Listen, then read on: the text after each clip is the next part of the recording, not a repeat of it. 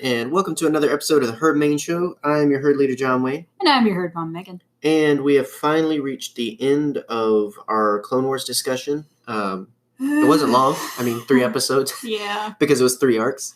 Yeah. But nonetheless, it's a big finale. Yes. This was the part that got everybody excited about Clone Wars coming back when it was first announced to be coming back. Mm-hmm. And appropriately enough, as it's going on, it's dope. This is what everybody's been waiting for, and yeah, it pays off.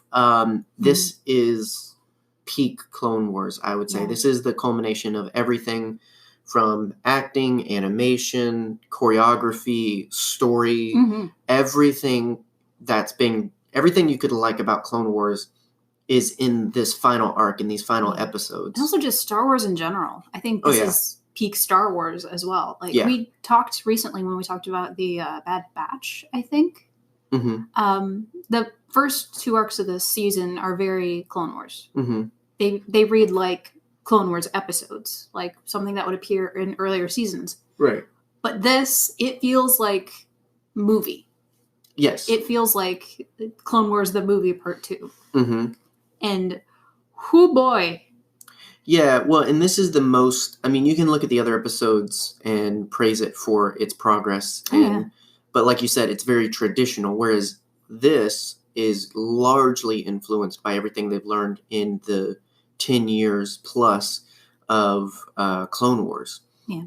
And so when you go from the movie to this, when you go from first appearance to last appearance, the leaps and bounds that have been made are incredible. And 3D animation has come so far. Yeah.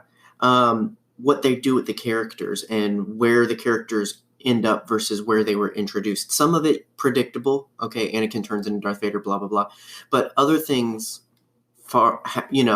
even not even just absolute first appearance, but, we get a lot more Jesse. Jesse was featured in Bad Batch a couple of scenes, but here he's more a part of the crew because we needed someone else, 501st, to be present. And in this, he first appeared in season 2. He is just the medic, and now he's an ARC trooper, and he's legit. And so even that, just seeing the progress that a character like he has made, and the part he plays in interacting with Rex during Order 66, it goes to show then how much more Rex has progressed, because whereas Jesse goes with the system, Rex does not, with the help of Ahsoka. Obviously, if you're listening to this, if you get past the title and don't expect spoilers, there's going to be heavy spoilers. Good Lord. What have you been doing? It's also been like a month and a half now. Yeah. It's been a while. All that to say, every character feeds into the next character in terms of, they've grown this far because of this, and then they've grown this far because of this. And it's just really crazy to see. And it's really interesting because I think for a lot of people, this is the only thing that you can complete. Well, this isn't the only thing, but this is what a lot of fans have grown up with. Yeah. And this is the most complete thing you can grow up with. Oh, yeah. It's tied up in a nice bow. And that's not normal for a lot of animated shows. Yeah. Well, yes. And also, I kind of mean it from the perspective of, when you grow up, I grew up watching the original trilogy, and there was a very brief, but still a time where that was it. That was all I knew to be Star Wars, and that was complete. But then the prequels came out, and that's awesome. The prequels don't really complete because they feed into the original trilogy. Exactly. And I didn't have to live with the ending of Star Wars with Episode 6 for very long because of the prequels, and then after that, Clone Wars, and then after that, sequel trilogy. There's always something next coming in the big picture of Star Wars, but, this is the end of Clone Wars. Yeah. Some characters will still have stories. Michael Morisi is still putting out Battle Tales, so there's comics out there that are Clone Wars, and there's stuff happening, sure, but for the show that a lot of people grew up with, and that was a renaissance of Star Wars for a lot of people, this is the ending of that. Yeah. And it's pretty significant. And I think that everybody that had a hand in it handled it that way. They handled it like it was a big deal. And I have to imagine how, like, if we as fans feel this way, like how the creators feel, like Dave Filoni, how he feels not only getting to come back, but getting to do this and getting to tell this story and that, like, you know, and having original characters like Ahsoka and Rex who get to have such big impacts and whatnot. There's a lot packed in that, you know, to your point of comparing it to like a film, you get levels of excitement and joy and emotion, and you get all kinds of stuff with this show that you normally reserve for big Star Wars, for the films. And I guess we can expand on it even more later, but are you satisfied with the ending? Like, do you think it was, you know, a fitting end to the series? And that's not to, like, cause discourse or anything. I'm just genuinely curious. Yeah. I mean, there's nothing I would change really about how everything went. Yeah. I've put on social media, like, the only thing I missed was closure for Ahsoka with Plo. Yeah. Not that they would get a scene together, but that she would feel something. Like it doesn't feel like his loss is acknowledged on probably the most significant character that we could kind of step into those shoes for, because, you know, until the Clone Wars, Plo didn't matter. You know, I mean, some people probably thought he was really cool and liked him, and I had the action figure and I thought it was cool because if I remember correctly, the original. Oh. He had a yellow lightsaber, I think, in like the Phantom Menace, because they didn't know. He was just a background character. So when the toy came out, they just gave him a lightsaber. And like, I was that kid that was like, man, this is really cool. The same thing that happened with Kruk, where you were just like, this is dope. Yeah. I'm going to latch onto this character. But with Kruk, I had comics and such. Plo, there's not significant stories of him in Legends. And then Clone Wars happens, and all of a sudden, he's a great character. He's a fleshed out character. He becomes Papa Plo. He's a sentimental character. Yeah. So I didn't need a last moment for Kit Fisto other than him getting slaughtered by Palpatine, because he was just a cool Jedi, and that was kind of it. Like, he wasn't a sentimental character, if that makes sense. Service was a smile. Right.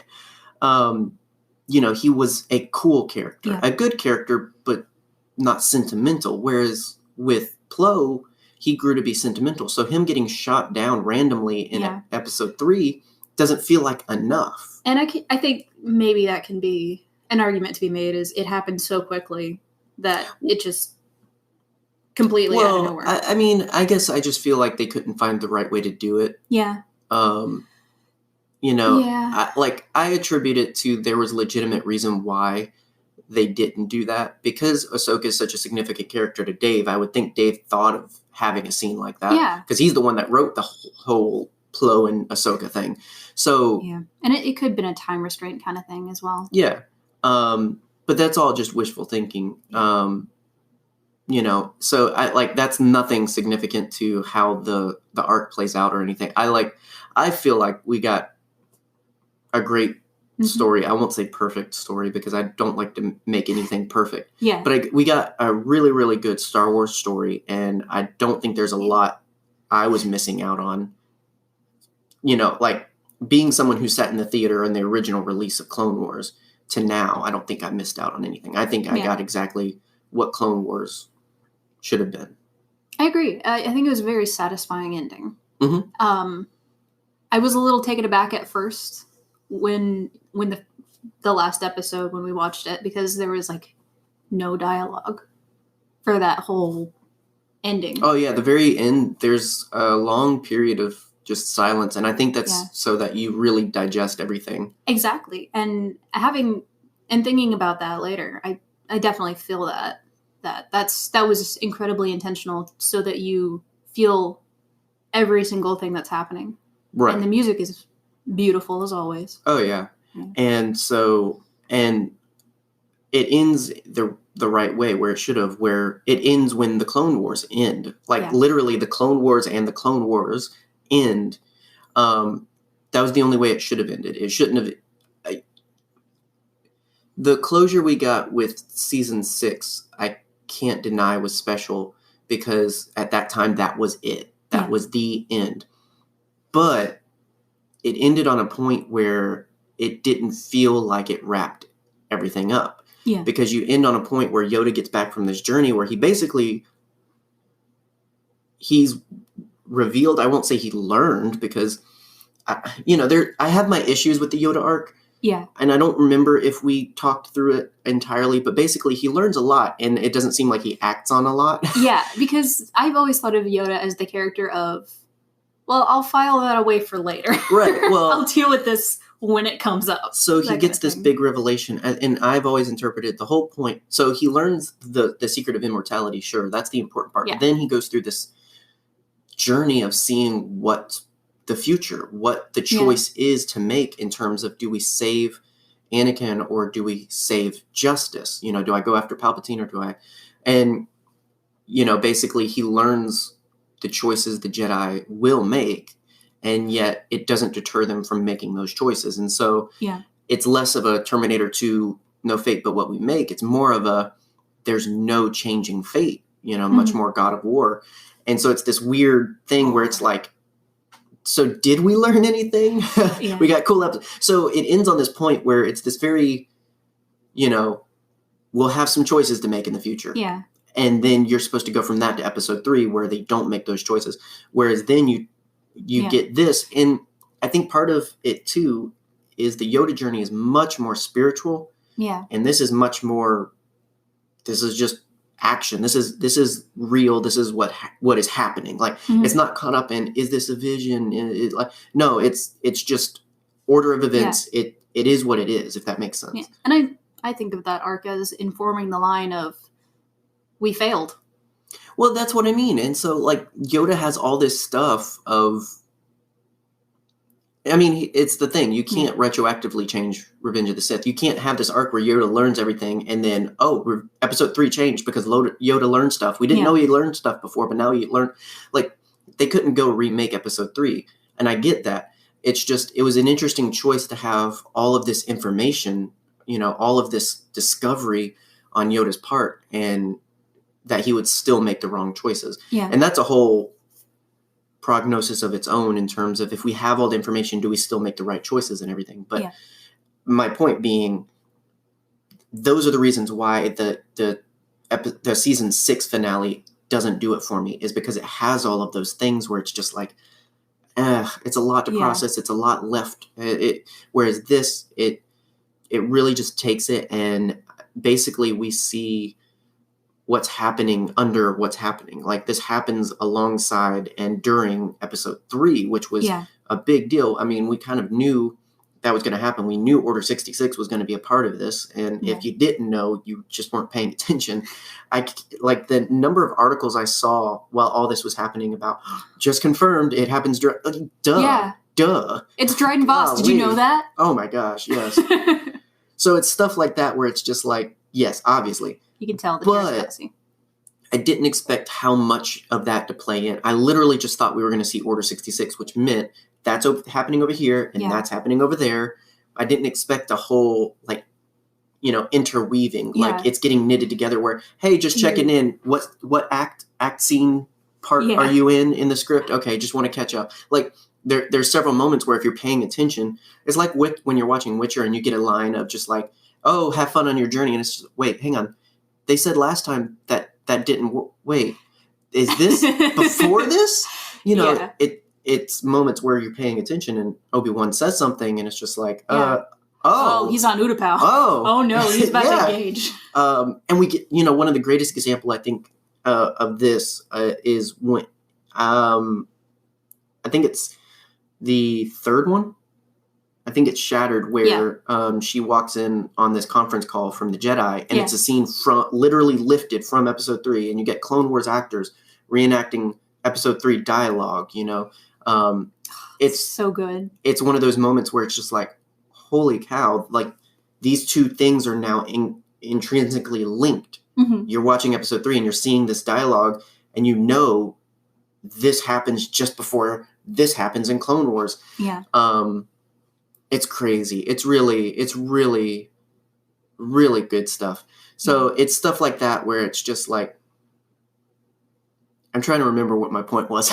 I don't know. I just got caught up in Clone Wars for a minute, and I'm just lost in the sauce right now. Yeah, but it's just stuff like that where, in the closure of, it literally happens where I go, like, my brain maps out something. And have you ever played that game Minesweeper? Yes, I have. Where you just click and see what happens, and then you go based on what you reveal. And your brain just exploded, yeah. Yeah. So, like, that's how my brain works when I talk, is it all sounds pretty, but in reality, I'm just following a map, and then I have to stop every now and then and wait, where was I going? Because I was just following directions. Meanwhile, my brain is more like a game of Centipede, where it's just going, fam. Yeah, and then it eats itself. Exactly. But no, in the closure of this finale versus the original, this happening at the end of the Clone Wars and interweaving with significant events, this is much more where it should have ended than episode 6 or season 6. And I still love season 6. It's just, it's not the finale. Yeah. And thankfully it's not. Now we have this and it's great. Exactly. I don't feel like we're going to have time to go part by part like we normally do. I feel like we're going to just kind of journey through this and hit the big beats. Yeah, because kind of like we did last week. Our general map of a Clone Wars rewatch is, let's talk about the order of events and stop when it's interesting and everything. But let's just talk about the interesting stuff. Honestly, I feel like you can infer the order of events. You can watch it on Disney Plus, and you probably know it. So I don't feel like you need it as much. I feel like what's more important is talking about the things that affected us. Yeah. That's kind of the point of us having these conversations. It's more of how it passes through the lens of us rather than just regurgitating, this happens, then this happens, and blah, blah, blah. It's less of like giving a play-by-play and more like we've all watched it. What did you think? Exactly. Like, if you want a play-by-play, go to Star Wars Explained. He's great, and he deserves it. He's fantastic. Right. So the setup for this we got in the last one where Ahsoka meets Bo. Yeah. And basically Bo is at this point in her interactions as a freedom fighter for Mandalore that she can't do it anymore. She needs help. The setup for this is the comic series Son of Dathomir. So if you come into this wondering, because the last time we saw Maul, he was captured by Palpatine.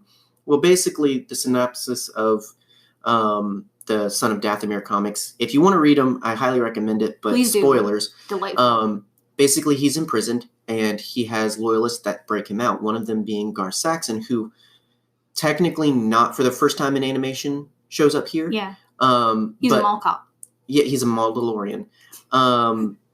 But we don't see him. He's in Rebels. I'm just going to say that. So he's in Rebels, and he has this back history as one of Maul's greatest and loyalists. And now he works for the Empire because he just goes to where the power is. But it's this weird backstory that we have for a character that we don't see. And then, we do get to see it. We see it in that comic. But what's even cooler is we see it here, but getting ahead. But basically, Gar Saxon breaks Maul out.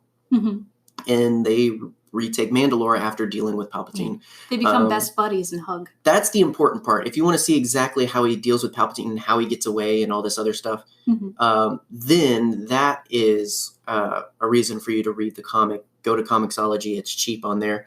But that's how he escapes. Yeah. He gets back to Mandalore and basically retakes power because he's still, as we see, that's why Bo's asking for help. He still has the greater influence.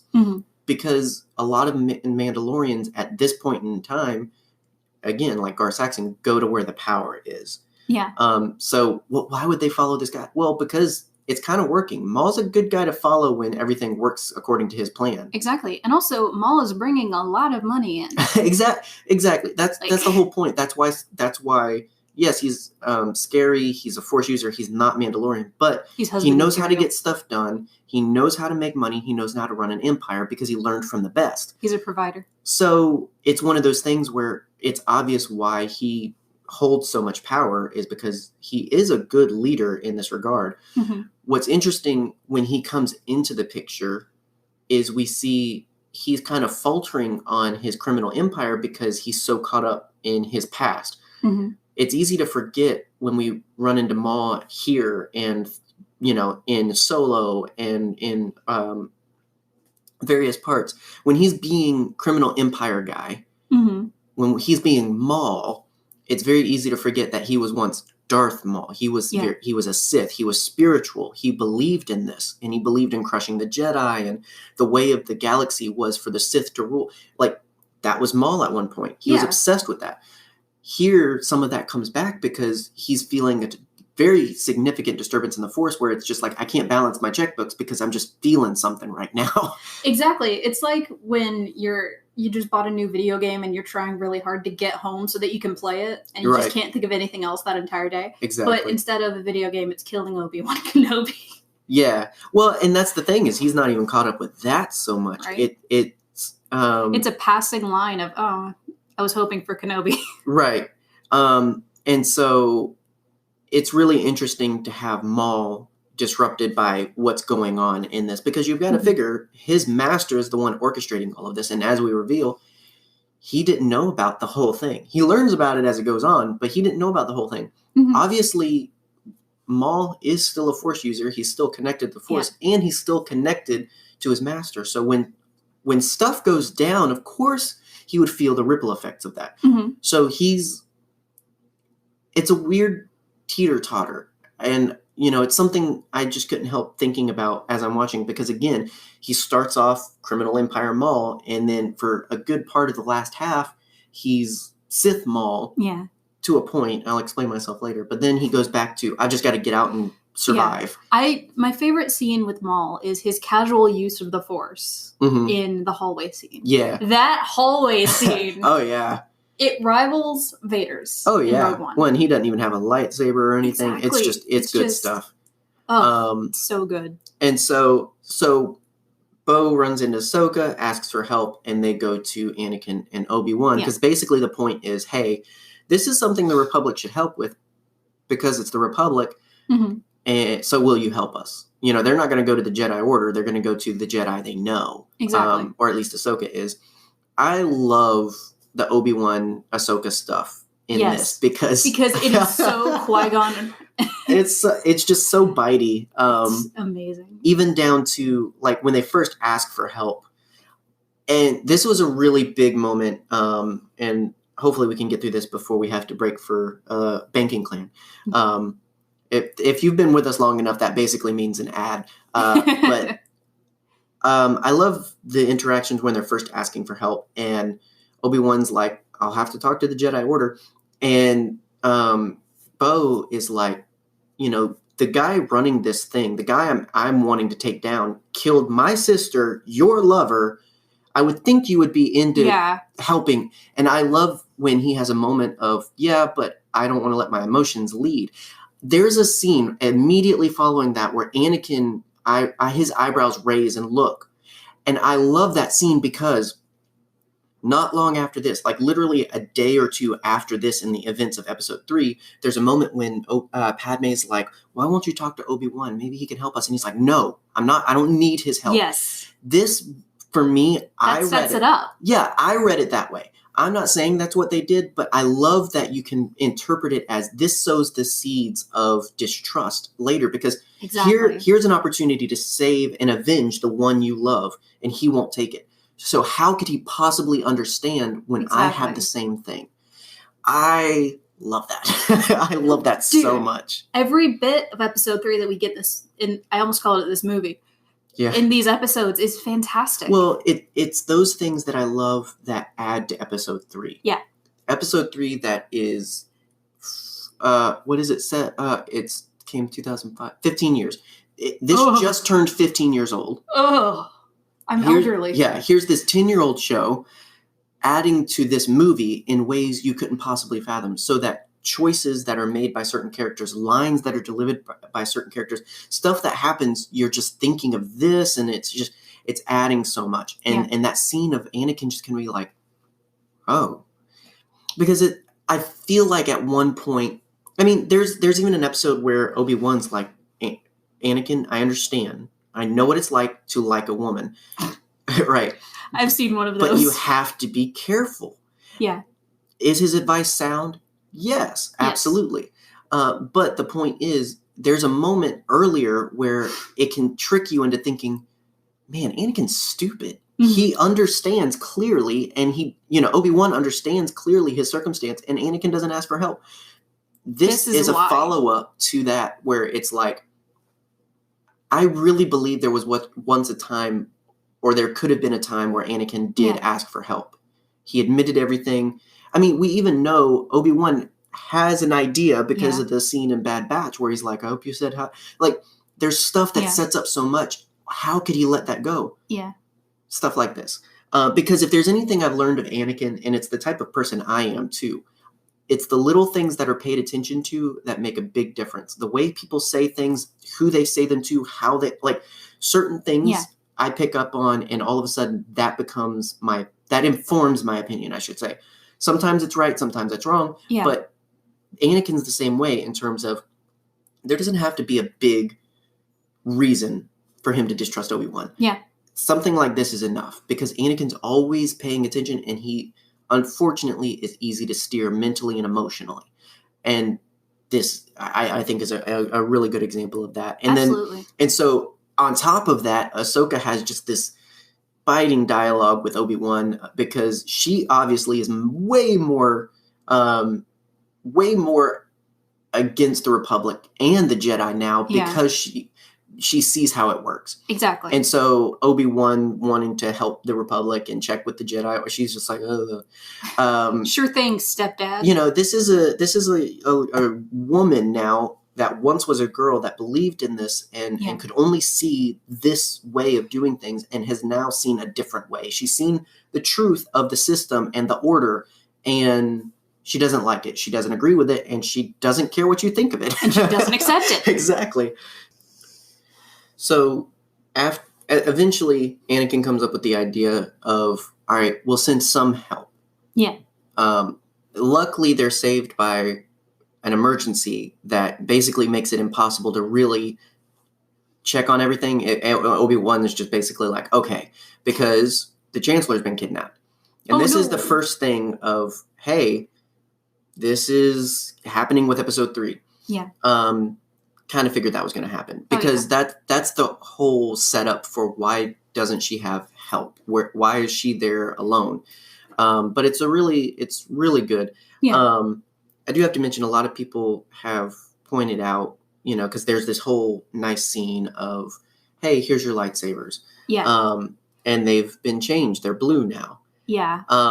And it's really interesting how people have pointed out, and I don't know where it was originally pointed out, if it was in an actual Star Wars source or just some smart geek on the internet. I would reference them if I knew. Mm-hmm. But it's floated around enough that I've seen it from several people about how that's a mark of Anakin's over dangerous compassion, basically. Yeah. His over, dang it, what is the word I'm looking for? His controlling love. Manipulation? Not manipulation.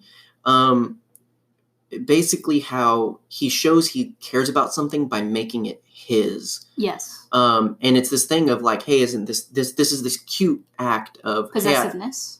Hey, possessiveness. It's just, it's this, I thought it would look cooler blue because you're my apprentice and blah, blah, blah. It's this, hey, I did a thoughtful thing, but it turns out it's actually poisoned by my own perspective. Mm-hmm. It's not entirely selfless. It was a really interesting thing. Maybe you could chalk it up to reading too much into it, but I thought it was an interesting thing because, well, yeah, that's why would he change the Kyber crystal? Yeah, that's his whole downfall is he affects everything too much because he cares about it too much. And this is exactly why that line of Obi-Wan of, I'm not going to let my emotions lead. Anakin, you get Obi-Wan and Anakin are the perfect contrast. You get stepping away from my emotions too much and not stepping away from my emotions enough. Yeah. And it's a really subtle but interesting thing. Oh yeah, Anakin is a soup of like childhood trauma versus teenage trauma. Yeah, he's doing it in a way of, I thought it was a cool thing, but it exactly. I mean, it's like, I mean, I'm trying to figure out a way to equate it that makes sense, but I mean, basically, it's this idea of almost, I love you the way I see you, not completely you. Exactly. And that kind of corrupts our idea of how he loves his Padme and all this other stuff.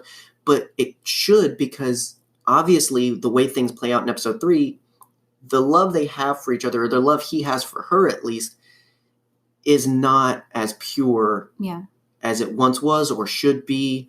You know, it's not good. It's not healthy. He has a child's perception of what love is. He's in fair. that arrested development of, this is where he stopped emotionally developing, because that's when he was taken to the Jedi Order, and they don't exactly teach that. Yeah. They don't. Well, yeah, it's like you don't feel, and then all of a sudden you feel everything. Exactly. And I think that's what spurred him on throughout the horrible acts that he did, was just, I'm feeling so much, I've just got to keep going, I've got to keep doing, because if I stop and think about it, because basically once he becomes Darth Vader, all he does is try not to think about it. It's that line from Shmi where she says, "Don't look back." He becomes Vader and he doesn't look back. Oh yeah, pretty much. That's his whole thing. And when he does finally look back, and the significance of that is in Return of the Jedi, he does look back. He looks at Palpatine, he looks at Luke, he looks at Palpatine, and then finally he looks back at Luke. Yeah. When he finally looks back, he sees who he should have been. Good stuff right there. Very good stuff. So we Getting know sad. Good stuff. Episode 1 is long. Oh yeah. Didn't realize that until you sat finally and you're just like, whoa, wait, hang on, how long has it been? Funny thing is, it's only like 7 minutes longer, but it's so much more. Yeah. Because we get the first part of the Siege of Mandalore in that last act, and oh my gosh. Yeah. The action. This was used in a lot of the trailers showing off Ahsoka just kicking butt and taking names and everything. And basically the first half of the battle takes place there. Like you see them land, take out a lot of Mandalorians, and then there's one interaction in the end where finally Maul reveals himself. Yeah. But when we pick back up, it's kind of this cat and mouse thing at first. Yeah. Because Maul, and this is what I was talking about before, Maul's not completely on the objective of kill the Jedi, kill the clones, win the battle. He's got other stuff going on. He's got his hand on a lot of pies at the moment. Yeah. And so what he does, he kidnaps Jesse to learn what's going on, what's happening, and all this other stuff. And it doesn't quite make sense until later. Basically, he kind of just distributes power to Crimson Dawn. From what, like, the way I interpret it is basically he's saying, hey, stuff's about to go down, da-da-da.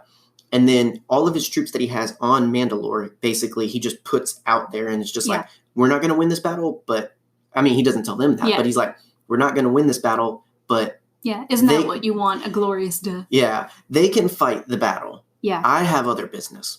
And this is where we get the scene where he's just lounging. I'm just saying, I have sat like that in chairs my entire life. Yes, all the time. All the time. This is Maul at his most Maul, like his most himself. This is not the apprentice trying to be the apprentice. This is not the criminal leader trying to be. This is just him. Yeah. And you see that for like everything from how he handles getting Bo and Rex out of the picture and all this other stuff.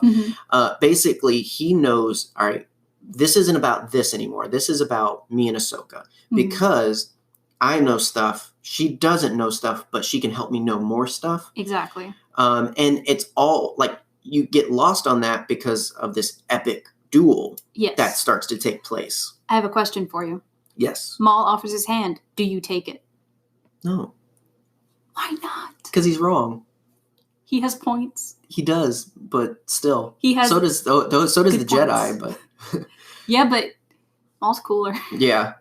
I mean, basically, there's a moment she considers it, because basically Maul lays it all out of, we can stop the Sith, because turns out the Chancellor is the Sith. So Ahsoka gets information that's pertinent and that could change the course of everything. Yeah. she doesn't have time to act on it because I'm trying to find exactly. Something happens. Oh, that's right. Because at an earlier point, they mentioned that he's. What's his stinky face? Olmec? Yes, Olmec. I'm glad you knew what I meant. I have to mention, he has really cool armor for. He does. Old guy. It looks so regal. But when he's in the prison, they try to get some information from him. What does Maul want? And he's looking for somebody. He wants Skywalker or something like that, which is a cool Empire moment. But so here, when she's like, okay, you're dropping a lot of things that make a lot of sense all of a sudden. But you want to kill Anakin. Well, she's like, what do you want with Anakin? Yeah. And he wants to take him out because he knows for his master to succeed, he needs Anakin. And so for him to sabotage his master, he needs to kill Anakin. Yeah. That's at least what his brain says. And that's when Ahsoka just goes, nope, doesn't matter what kind of sense you're making, you're not killing Anakin. Yeah. That could have changed a lot. It could have changed a things. lot. But had they taken a different route, her whole thing is, okay, if he's the Sith and Anakin's the key, then I know I have to get to Anakin and I've got to help him make the right choice. Maul doesn't want him to have a choice. Maul wants to kill him. Exactly. So there's a right and a wrong way to do it. Maul represents the wrong way to do it. And it's the question of, do you think that Anakin would accept Ahsoka's help? Because this entire film, he's been pushing away every person that's been trying to help him. Well, that's the setup. That's the whole setup, is that Revenge of the Sith puts him in a place where he has to make the choice and he doesn't make the right one. Exactly. I don't think Ahsoka could have ever come back and redeemed Anakin. No. That was only for his son. But could she have changed Anakin's course that he never became Vader? Probably. If anyone could have done it, mostly probably. By going for the head. Right. So they enact this great duel, and this, I mentioned right after, on Twitter, because I'm watching this for the first time, and I'm just thinking of when we got to talk to Ray Park, and we didn't realize that he was going to be doing mocap for Clone Wars. And I'm not saying he spoiled something. I doubt he did. Oh, no. But I just know we didn't know that, and he said that. Yeah. So when we met him at Celebration, because we were just like, obviously we're fawning because he's one of our favorite people. He's amazing. And we're just like, oh my gosh, you're so amazing. We get him to sign the pop. And there's a fun story behind that. But basically the point is, because we love you so much, you're just so amazing. We were so excited to see you come back after all of these years with Solo and all this other stuff. And he's like, oh, well, I loved getting to come back. It was amazing to be this character that changed my life and to get to do it again for Clone Wars. What? It's like, yeah, I did this whole thing where I put on this suit and I was in front of cameras, and everything I did, I saw the character on the screens do, and it was so cool. And so all the duels in Clone Wars. And my brain exploded. It was a moment where it's just like, holy crap, Ray Park is in Clone Wars now. And then watching it. Oh, yeah, you see it. It makes a world of difference. All the flippy doos. And so for technicality and for technology's sake and for all of it's amazing for that, but what I said on Twitter, or what I tried to get across on Twitter, and what I'll say here is, when I watch this again, obviously us being fans, we know how Star Wars affects people. We can sometimes forget how it affects the people in Star Wars. Exactly. And so seeing Ray get emotional talking about, I got to come back to this character, not just once and have some other guy do the voice, but I also got to do a full-on duel as this character, which is arguably what made that character so cool to so many. Yeah. And it's 20 years later, to see him, the same physicality. Oh yeah. And he thought Darth Maul was not his character anymore. Yeah. I don't want to put words in his mouth, but the emotion he conveyed with getting to come back was this idea of, I get to be Maul again. Mm-hmm. I think he was more than happy, and I think he's the kind of cool dude that passed the torch with vigor to Sam. Mm-hmm. Who also does an incredible job. Absolutely. He's an amazing Maul as well. Yeah. I don't think he was bitter about that. I don't think he felt bad about that. But I do think after years and years, it started to become a perspective of, he's Maul now. This is where this character's gone. And for him to get the offer to come back, it clearly had an impact. It was clearly significant to him. And that's a big deal that I don't think we realize, for this guy to come back 20 years later and play this character again. Not just in a cameo, but significantly. And the biggest part of his role in this is this duel. Exactly. And it looks incredible. Oh yeah. And this is arguably the last time we'll see his character on screen. Yeah. That the honest truth. Because the fact is, we don't have anywhere else to go, largely in part because Rebels went there. So it's one of those things where this was his last chance to be Maul. And I think that's awesome and significant. And I'm glad, if this is going to be the last time we see Maul, animated or otherwise. Fantastic. I think it's great that they brought Rey in for it. Yeah. Because you can't get Rey in comics. You can't get Sam in comics. You can't do the same thing. You can make the characters look like them, but they're not them. Exactly. And that's what's always special about the shows and the movies, when these characters are these people. When Hayden is Anakin, when Ashley is Ahsoka, when Rey is Darth Maul. It's just as significant and important. It's also like when James Arnold Taylor gets moments where he's not just doing his Obi-Wan, but he gets to do famous Obi-Wan dialogue. It's one of those moments where you can play Obi-Wan over here in Clone Wars and all this other stuff, but the moments where he really takes important dialogue of Obi-Wan's, it's like, this is him really getting to be Obi-Wan. Yeah. Because this is real dialogue. And and you can interpret that in a negative way. That's not obviously how I mean it. But it's one of those things where it's just like, it makes it realer. It's like, there's an amazing line in Matt Smith's last episode as the Doctor, where he looks directly into the camera and says, "I'll always remember when the Doctor was me." Right. I love that so much. And that's the stuff that, like, when you know that your character is not your character, like with Sam and with James Arnold Taylor, even with Matt, although I don't feel like they got a lot with Matt. That was one thing. There wasn't a lot with Anakin. Well, I get it, because he was other places. True. He was going through a lot at the time. I mean, I part of me kind of hoped we would get something added to, because Matt Latner's acting as Anakin throughout the Clone Wars has already added so much to how I see Anakin in the films. I thought they would go one step further with that or something like that. Now, Matt does get to recite significant dialogue in the next. Well, let's just when Order 66 happens and Ahsoka feels it, she hears Matt Latner as Anakin, in those moments of I need him, and you also get Terrence as Mace in those moments, which is significant as well, and all. So there's moments like that where that happens, and it's just like, oh my gosh, but like you said, that's. Hayden is Anakin. Yes. Absolutely.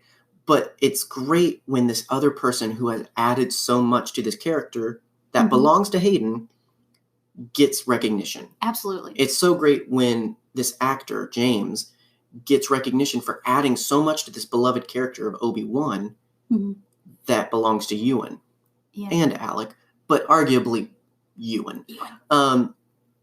I love both. And that's the significance of it. That's what's so amazing about voice acting and all of this other stuff is I love both, and I can love both. I can love Ewan as Obi-Wan, and I can love James as Obi-Wan. I don't think you'll find people that get these characters quite as much as these people that I would even go so far as to say, and this can burn me at the stake for it, I would say James Arnold Taylor gets Obi-Wan more infinitely than Ewan McGregor does. Because Obi-Wan is natural to Ewan. Yeah. It's there. It's him, sure. There's something significant when you have someone who's given the legacy of this character that's handed this thing. Respect. Absolutely. They're going to do absolutely everything they can to hold it with care, to do it well, to give us fans what they want. And that's what's so significant about what James does versus what Ewan does. Yeah. Ewan is Obi-Wan, sure, but you'll never find someone who loves Obi-Wan more than James Arnold Taylor. Yeah. And I, it's the same thing with Ahsoka. And that's where that's that whole separate conversation that I think we've already said before of that's why she's Ahsoka. Mm-hmm. Because arguably she got the character from the source. She got it from Dave, and she was given the responsibility of being a generation's perspective of Star Wars. And that's what she's done. And that is why she will always be Ahsoka. And that's the big deal of Clone Wars. That's what makes it so dang special, is because you've got all of these special people working on it. And to bring someone as awesome as Ray Park back to have a presence in that is amazing. Absolutely. It's absolutely amazing. It's the same thing like when Ian McDiarmid shows up in Rebels for a scene. It's literally just one scene, but it's Ian as Palpatine, and it's just like, it's glorious. Incredible. It's incredible. And so Ray Park coming back makes this duel. And you would think that would be the highlight of it. But we are really running out of time. I'm okay with it. Let's make it long. It's going to be a little long. Essentially, Maul loses the duel. Yes, and he gets put in the boo box. Yes, he's captured, and he does a great Hannibal Lecter cosplay. He does. And this is where it takes a shift. I was surprised because I didn't expect the Siege of Mandalore to be so short. Yeah. But it, of course, makes sense after the fact because that's not the big picture. And also, we don't see the ripple of the Siege of Mandalore. Oh, yeah. We hear about it. Yeah, more happens, but it's basically the setting for the big picture rather than the big picture. Because once they have Maul and once all's done, they go to leave and bring him to justice. Yeah, and I'll say something that stood out to me during that scene was Maul's just absolute panic. Oh, yeah. It's like a caged animal. He just goes nuts. He knows his master. Yeah. He knows the end. Not even he's good enough.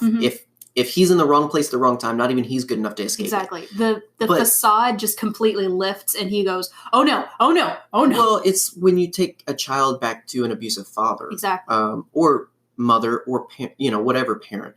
When you take someone who's been abused, and when they know the darkest side of someone, and you're just like, all right, let's take him, because guess what? They're going to take him to justice. Who's going to enact justice on him but the leader of the Republic, who happens to also be his master? So he knows if he goes back, it's going down. And you can imagine in this moment, it would seem like a boy crying wolf to everyone else, except for Ahsoka, which even then she's, meh. But he could tell anyone on that ship, Palpatine is a Sith Lord. He's going to kill me. And he'd be treated as, that's just Maul. He's lying through his teeth. And that's what's scary. Very pointy teeth. That's what's scary about the setup of this, is because the only one that he could tell that would make a difference is Ahsoka. Yeah. And they're on a ship full of clones. Exactly. Because the clones would never believe, because the clones serve the Republic. Exactly. They aren't autonomous enough to process that information. Yeah. He's Sidious, he's a Sith, he's the bad guy, but he leads the Republic, and the Republic's perfect. So, I don't know what it would orders. Right. I don't know what it would look like, but I guarantee it wouldn't look like they would help. It wouldn't change anything. And so he's made his bargain with Ahsoka, but her whole ploy is, all right, I've got him. Let's go back. I'm going to save Anakin because he's going to testify and we're going to make it all okay. She has the makings of solving the problem. But then we get that amazing moment on the bridge between Ahsoka and Rex. Mm-hmm. I loved that. Do I take it as shipping material? Well, that was the ultimate. No. Oh gosh. Well, yeah. Stop. She's too young. She's still too young at this point. They're both 10 years old. Actually, he's younger than her. Yeah. Well, that was significant closure. That was. It's them finally just saying, "You my beef. You're my BFF." Yeah. Well, these two are the most developed characters of the Clone Wars. Exactly. Because they're both children who fought in a war together. Well, and they're both our perspective. Rex is our perspective for the clones. Exactly. and Ahsoka's our perspective for the Jedi. So you have these two characters that for 10 years have been our lens with which we process all of this Star Wars. And this is the end. And so, of course, it's not the end of the episode, but this is the most peaceful moment they have. This is the last moment. Yeah. This is the fulcrum. Yeah. Oh, yeah. This is where balance shifts. But before that, before they load up everything is when we get that scene where Ahsoka walks in and it's the conference. Yeah. In episode 3, this is the one where Cody buzzes in and it's just like, hey, just wanted to say Obi-Wan killed Grievous and he's engaging Grievous, blah, blah, blah. Yeah. So this is when, we're starting to see the end. And this is when Mace is like, I sense a plot to destroy the Jedi. Like, we walk in on the ends of things. Yeah. And Ahsoka just misses Anakin, basically. Yeah. It's like 2 ships passing in the breeze. Right. And this is the second opportunity after earlier with Obi-Wan when she has a chance to say something to Anakin, but she doesn't have a chance to say it directly. Mm-hmm. It's interesting that just like Anakin, she does not trust the 2 most significant people that could have made a difference, being Yoda and Obi-Wan, because she too believes, and I believe, they wouldn't have made a difference. Yeah, they would have killed Anakin. Right. She knows if it didn't come from her, it wasn't going to happen. And so that, again, drives the force of, I've got to get back, get it together, and save my boy, and just end this whole stinking war. And maybe save the Jedi in the process. Because who knows what would have happened if things had played out differently. Yeah. So right after that scene with Ahsoka and Rex is when we get... And I love how they handled it in terms of... It was amazing. How could you not feel it? Exactly. And you mentioned the fulcrum. Like, you... Literally, everyone that's connected to the Force feeling the sudden shift. Yes. This is the moment where Palpatine gets his grubby hands on the lever and pulls, and everyone that's like plugged in feels it. And again, I love that they have the overplay of dialogue of what's happening. And then and so she's like, oh gosh, no, I'm late. Something's wrong with Anakin. Yeah. And so she goes to get help from Rex, and that's when we get good soldiers thing. follow orders. Yeah. So we see Palpatine issuing the order. Yeah. And oh my gosh. Rex's body language in that scene is incredible. Yeah, for being an animated character. Yeah, well, I was going to say they handle a lot of facial acting with Rex very well. You can see the only thing going through his mind is no. Yeah, well, he is clearly mentally struggling, which is an interesting thing because we don't really see that elsewhere. Yeah. With a certain Jedi, we do see that he's able to, through the Force, snap a couple of clones out of it, but it's not a permanent fix. That's not what this is. This is actually Rex himself resisting. Exactly. And, the argument can be made, he's just that much more of a rebel than everyone else. Haha, literally. But I think it's not, I don't think it's the Force. I don't think it's him being a rebel. I think he has made a connection with so many of the Jedi, like Ahsoka, like Anakin, like so many people, that's what's going through his mind at that moment. Yeah. Like, if he hadn't had that conversation with Ahsoka a few minutes ago, who knows? Yeah. It's, again, a revelation that we don't understand Order 66 because we don't know exactly how... We don't know what's going on in his head because, he can only hold on for so long. Yeah, he has a moment and he says, find 5s. And then he enacts Order 66. He flips over. Dude. Because, there's the whole scene and she is on the defense the whole time, but she escapes. But as soon as he realizes she's escaped, she's like, all right, you go execute Maul and we're going to go after her. Like, he's following orders. Yeah. So it's that revelation of clearly he can hold on, but clearly he can't. What does that do to the, like, there's just so much we don't understand, but, and there's the significance of putting on and taking off the helmet. Oh yeah. Yeah. We talked about that. He doesn't have the helmet on at first, but after he can't hold on anymore, he puts it on and he's just a good soldier. That's CT. I cannot remember his number. What? Rex's number. I can't remember. Like 7656 or something like that. I know there's a 7 and a 5 and a 6. No, not 1 7. There's no 1 in it, I don't think. It's like 7656 or something like that. But there's a difference between CT whatever number and Rex. Oh, yeah. That's when the clones lose their autonomy. Names. Mm-hmm. Like, and I hate that. Yeah. Well, it's like you said, it's symbolic of it, yeah. And everything. And so Ahsoka frees Maul for a distraction while she saves Rex. And boy, whatever distraction. Oh yeah, the hallway scene there. It was so great.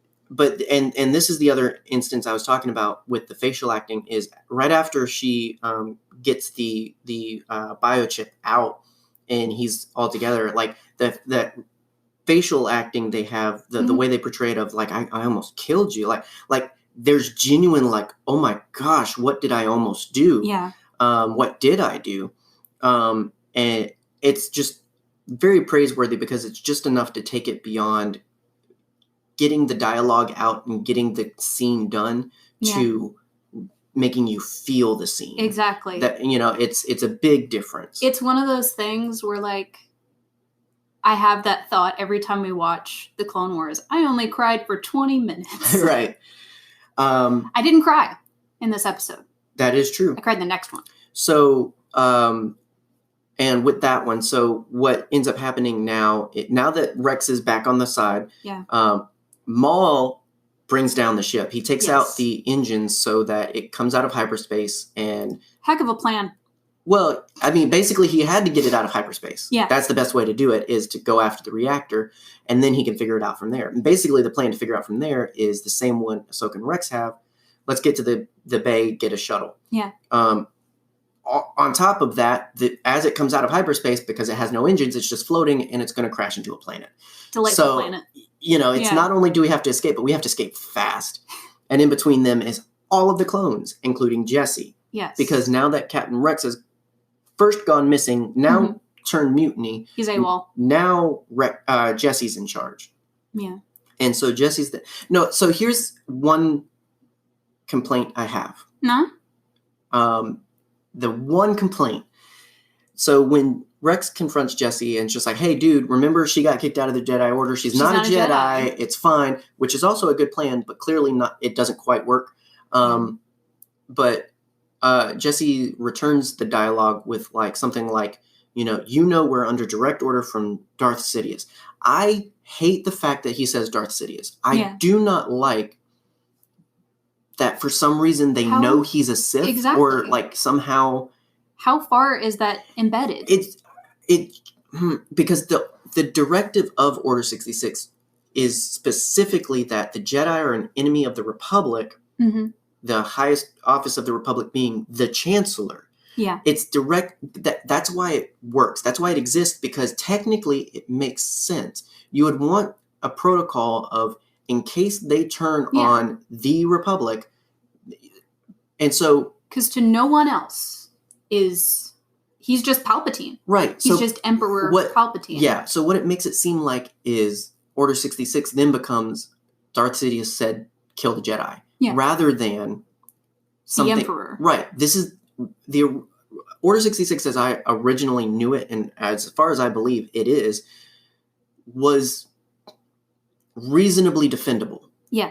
The Jedi threatened the highest power of the Republic and became an enemy of the Republic. Therefore, they're all purged. Yeah. That makes sense because technically kind of that is what they did.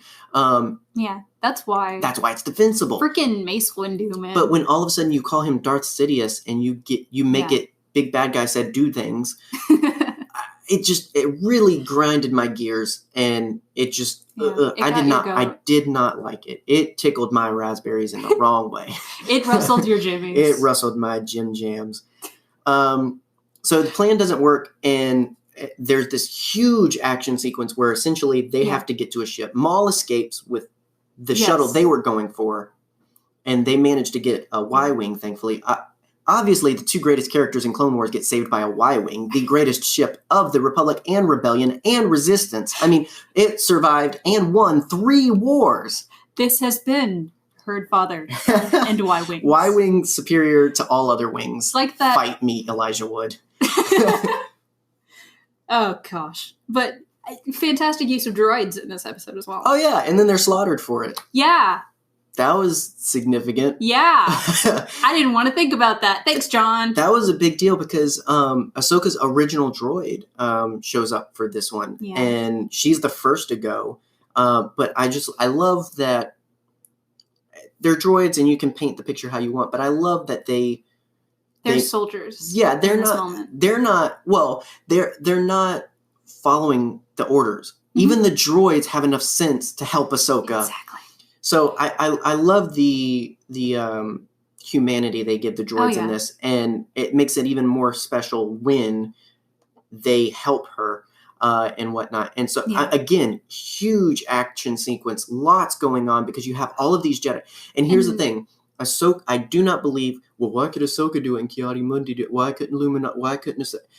I don't think without Rex she could have done this. I agree. Could not have pulled off defending herself. And here's the thing. She pulled it off because she was only defending herself. She was not trying to kill. I feel like any response... I mean, Ki-Adi-Mundi does kill a few of his troops by reflecting their blasts. I feel like because the Jedi were offensive in their defense, there was no defense. Exactly. That was probably a deep, big thing that was unnecessary, but I just... to satiate the angry fanboys that don't listen to our podcast because they're angry fanboys and... We're too positive for them. We have too many hot takes. I'm going to sip my mug of fanboy tears. I could not fathom that argument and sentiment because, again, number one, she has Rex. Number two, her game is whole different than any other Jedi's reaction. She does not kill a single clone. Exactly. Versus Yoda. Yeah, Yoda. And I love the parallel because Ahsoka even honors these clones. Yes. That was the scene that made me cry. When she is talking to Rex, and Rex is just like, I don't want you to die. I don't want them to die. I just want everybody to be okay and this to stop. And Ahsoka's like, look, you're not wrong. Yeah. And they're not wrong. They don't know what they're doing. Exactly. And the line of, I'm not going to be the one to kill them. Exactly. And that's why her game is so different from every other Jedi. That's why she survives. Exactly. The ship crashes. Yeah, but that's the cool part. So as the ship is crashing and Rex has the Y-Wing and she's free falling and there's just this whole like Mission Impossible scene. Beautiful music the entire time. Oh yeah, absolutely. That's titled Y-Wing. Even they know. Okay, I'm turning off the podcast. Even they know the most triumphant score of Star Wars should be called Y-Wing. I'm just going to rename our Twitter the Y-Wing Podcast. The Y-Wing Podcast, yes. Y-Wing. So obviously they make it out and it's all fine, but the ship does crash. And then it jumps to, so after the crash, obviously the revelation that they survived is it's punctuated by the revelation that everyone else died. Yeah. But this was it. Yeah.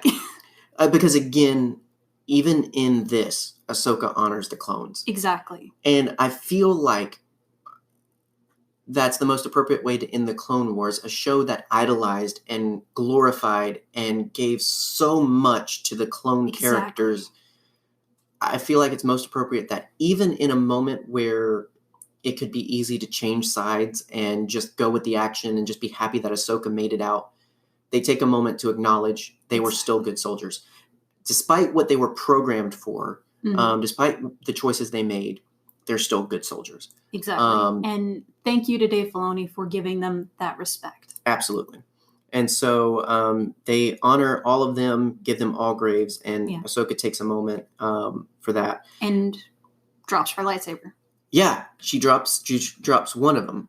I think she lost the other one somewhere in the scuffle and everything. But that's yet again her acknowledgement of, I'm not a Jedi. I'm leaving. Exactly. Yeah, this is her final, well, for now, this is her moment.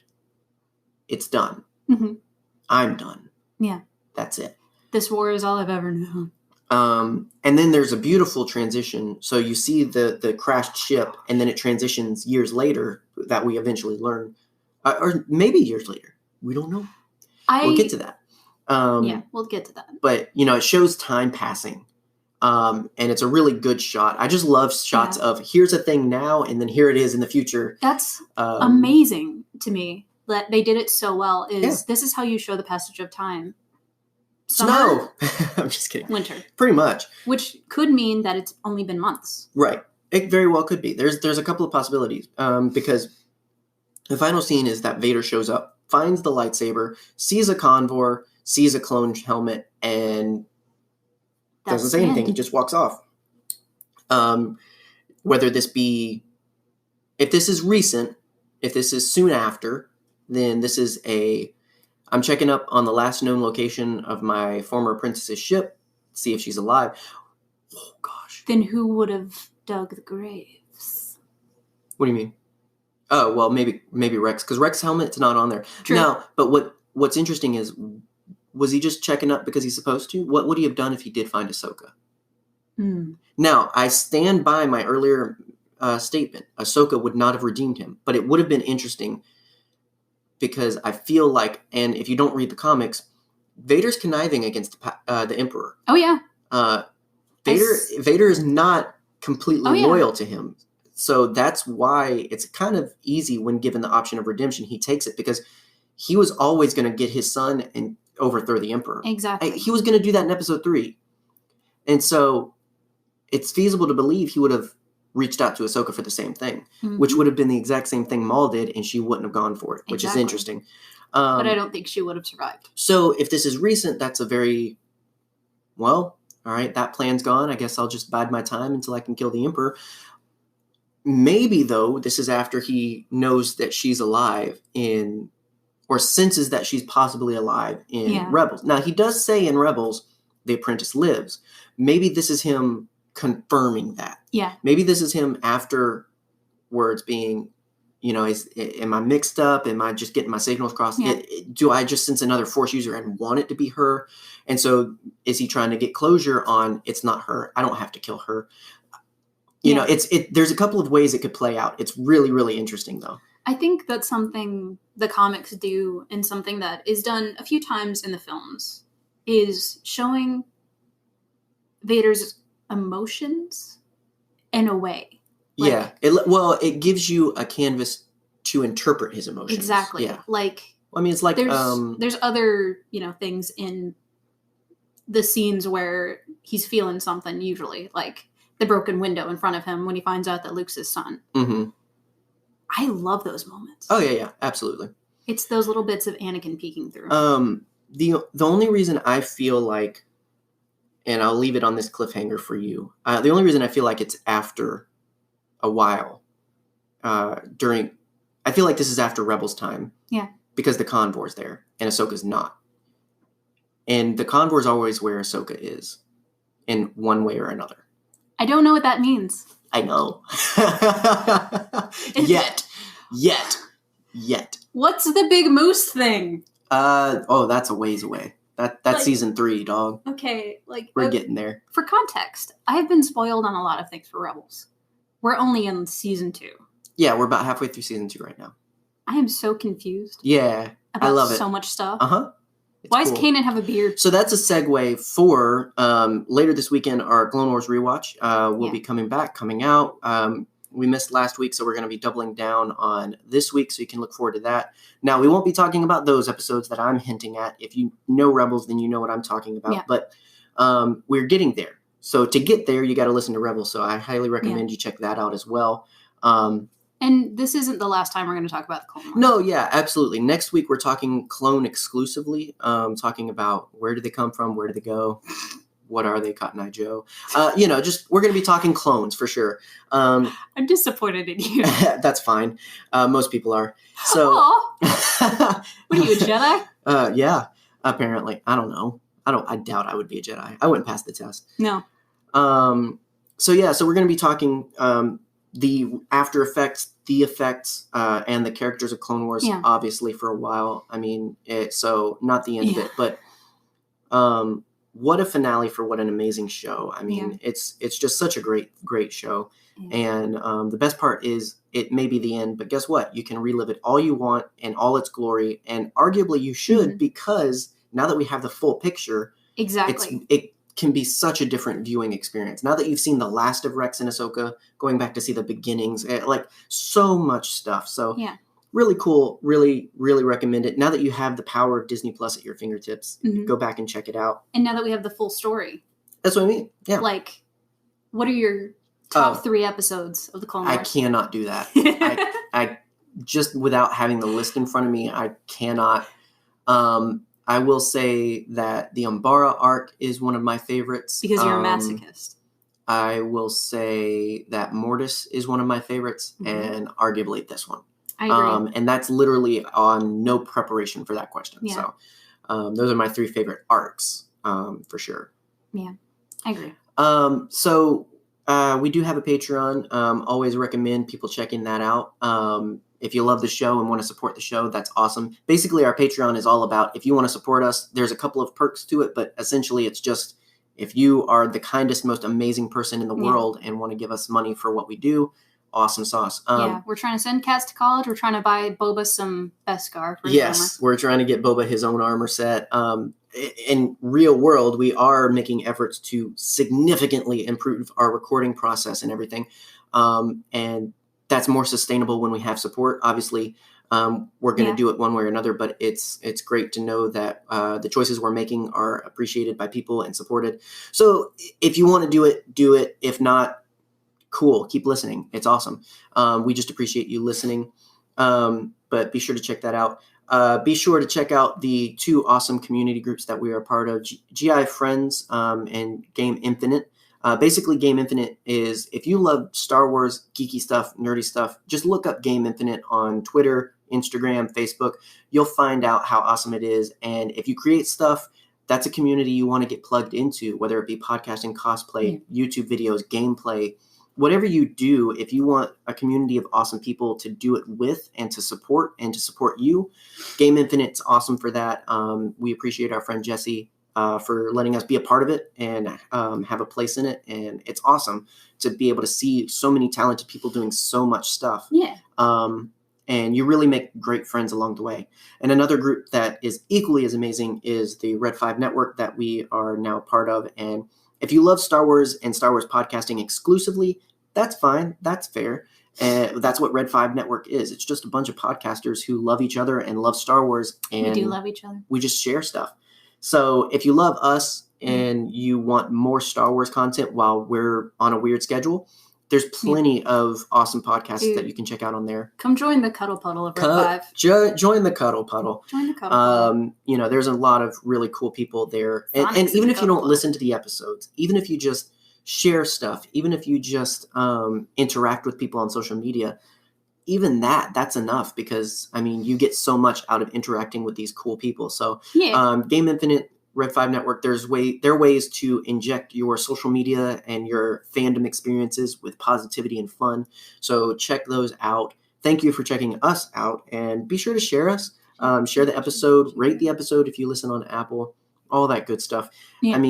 You know what? I'm a big believer in, if you like it, you'll do it. So, hopefully you liked it, and hopefully you do it. If you like this video, then like it. Yeah, if you like it, then like it. But thank you for checking it out, and thank you for being you. Yeah, for being awesome and being part of Star Wars.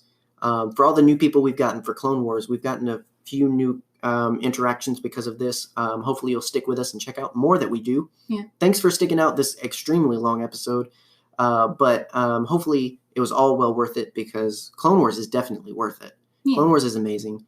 And we'll definitely be back. We'll be talking a lot more Clone Wars in our future. I see it. The Force is clear. Our future is clear. There's Clone Wars and Y-Wings, the greatest ship of the rebellion, There's a lot of owls for some reason. I don't know what that is. Yes. And a water buffalo. Everybody's got a water buffalo.